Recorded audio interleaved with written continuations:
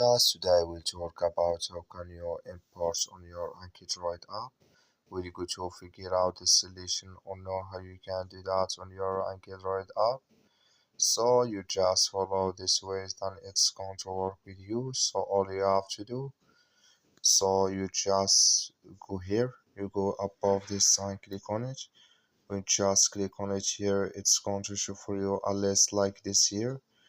So then all you have to do now, you just click here on import here. So when you just click here on import, it's going to show for you a list like this here. So then here you can hear your import in this list, dig package or collection package or text field. Can you import it with this here?